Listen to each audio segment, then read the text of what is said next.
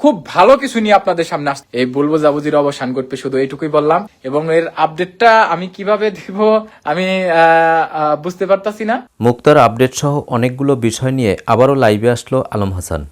আগামী 7 দিন সময় নিয়ে সবকিছুই প্রকাশ করার প্রতিশ্রুতি দিল আলম হাসান। কিছু কিছু সূত্র থেকে জানা যায় মুক্তাকে নিয়ে আর সংসার হবে না আলম হাসানের। এদিকে মুক্তাও এত তাড়াতাড়ি আলম হাসানকে ছেড়ে দেওয়ার মানুষ না। তবে মুক্তার অনেকগুলো বিষয় নিয়ে লাইভে কথা বলল আলম হাসান। দর্শক চলুন আলম হাসানের পুরো লাইভ ভিডিওটি দেখে আসি। আসসালামু আলাইকুম। আগামীকাল ইনশাল্লাহ ঢাকা যাব।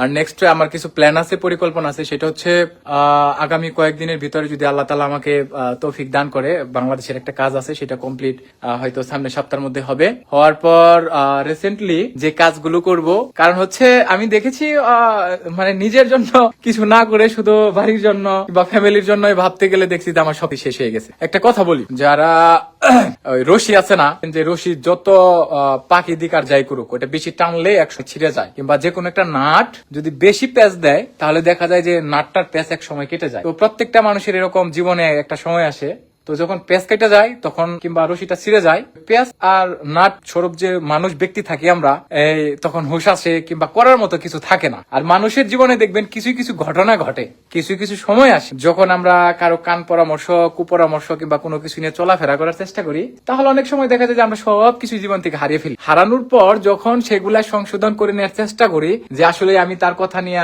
তার পরামর্শ করে এগুলা করতে যাই আমি হয়তো সবকিছু হারিয়ে ফেলাইছি, এটা আসলে তখন তারা বুঝতে পারে, তখন আর করার মতো কিছুই থাকে না। আমি অনেক ভালো আছি। আর লাইভ করার শেষ মুহূর্তে একটা কথা বলে যাচ্ছি, সেটা হচ্ছে এখন পর্যন্ত আমার জীবনে যাই হয়েছে না কেন, সর্বোপরি আমি উইন হয়েছি, আমি দেখিয়েছি আমি রাইট, আমার কোনো ভুল ফল ছিল না। আপনারা যদি আমাকে কোনো কারণে কোনোভাবে ভুল বুঝে থাকেন, কোনো বিষয় থাকে, তাহলে এরও সমাধান আছে। এবং দেখবেন যে সব ক্ষেত্রে আমি রাইট, আমি সঠিক, এবং কোনো ফল আমার মধ্যে ছিল না। আজকে আল্লাহর নিকট একটা কথা বলি, এই কয়েকদিন যাবত মানে আমি তো এই ছোটবেলা থেকে যতটুকু পারি নামাজ পড়ার চেষ্টা করি, এটা আমার মা জানে। তো এই নামাজ পড়ার সুবাদে কয়েকদিনের মধ্যে আল্লাহর নিকট শুকরিয়া আদায় করে যে জিনিসটা চাইছি, আল্লাহ আমাকে আজকের দিনের ভিতরে সেই জিনিসটা কভার করে দিয়েছে, এজন্য শুকরিয়া। আর আপনারা আমার জন্য দোয়া করবেন, ইনশাআল্লাহ খুব ভালো কিছু নিয়ে আপনাদের সামনে আসছে। আর যারা আমাকে এখনো কি বলে ভুল বুঝতেছেন, এই বলবো জাবুজির অবসান ঘটবে, শুধু এইটুকুই বললাম। এবং এর আপডেটটা আমি কিভাবে দিব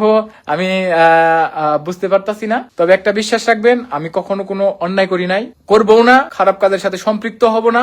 আর জীবনের একটা কথা বলি, যতই দুঃখ কষ্ট যাই আসুক না কেন, কোনো খারাপ মানুষের জন্য, কোনো খারাপ ব্যক্তির জন্য যদি আপনার জীবন নষ্ট হয়ে যায়, আপনার জীবনে সমস্যা প্রবলেমের সম্মুখীন হন, তাহলে তার জন্য আপনি খারাপ দিক, খারাপ পথ বেছে নেবেন না, যে আমি নেশা করব, খারাপ কাজ করব, খারাপ জায়গায় যাবো, এটা না। বরঞ্চ আপনি আরো ভালো কিছু পরিবর্তন হবেন। এতে সময় 6 মাস, 1 বছর, 2 বছর লাগতে পারে। শুধু এটা মনে করবেন যে আপনার জীবনে ভালো কিছু আসতে যাচ্ছে, ভালো কিছু হতে যাচ্ছে, এবং সৃষ্টিকর্তা মহান রব্বুল আলামিন আপনার জন্য ভালো কিছু রেখেছেন। Thank you.